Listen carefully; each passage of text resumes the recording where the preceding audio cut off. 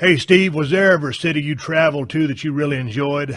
I know that the wrestlers typically don't get to see very much of the city they travel to, if any at all. Adam, you know, I'll tell you, it's a funny thing about being on the road. You can go to these towns over and over and over again, like I did for many years, and all you know is the airport, the way to the gym, the way to the tanning bed, the way to the Denny's, IHOP, or Waffle House, wherever you're eating, a way to the building, and out. You don't know it. And you know the hotel at that local town, but that's all you know about it because you never really got a chance to go out. Now, I'm speaking for myself because I wasn't a night owl. I didn't go carousing to the strip clubs or the bars or whatever. I went back to the hotel and hit the lounge, and that's where I drank and got my buzz on. I wasn't a guy who went out to a bunch of bars. So I never got a chance to really mess around in any of the towns I went to. Never got a chance to learn about. I was in New Orleans, and I had a small part in the Expendables.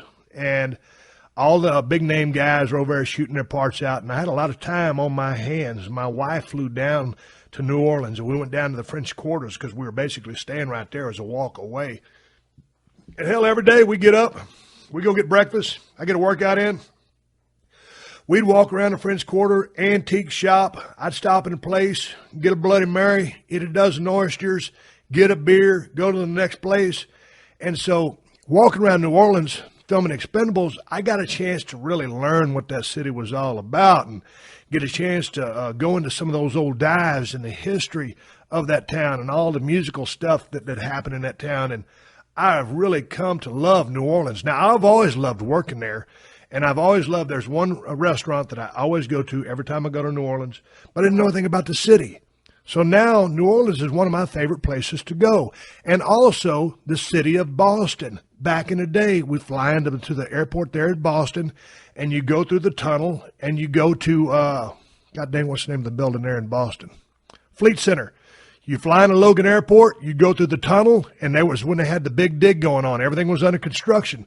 So you fly into Logan, get your rent-a-car, and go through the tunnel, go to the Fleet Center. I never knew anything about Boston because I went straight back to the hotel and had some beers, and then we got out of Dodge. Well, when I did Grown Ups 2, I got a chance to spend some time in that city and to see how beautiful of a place that is. And, of course, how much history is in Boston, a bunch. So to see the vibe of that city, to mess around and go to a couple of places and get to see the people. And, of course, you know how good sports are coming out of the Boston area with everything they've got going on over there. It's a great place for sports, and it's always a great place to wrestle. Boston loves their wrestling.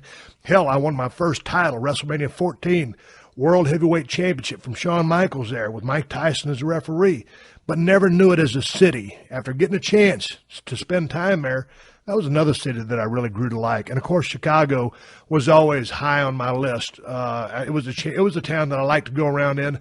It seemed like I always did a lot of media over there for some reason, and that's my favorite building to work at, the Chicago Rosemount Horizon. And I always loved the architecture and the layout of that city. So those are three. But to your point or to your question, those are the ones that I really grew to enjoy. But the thing is, you really don't get a chance to see much of the city because you're in and you're out. They're one-night stands, and that's on to the next one.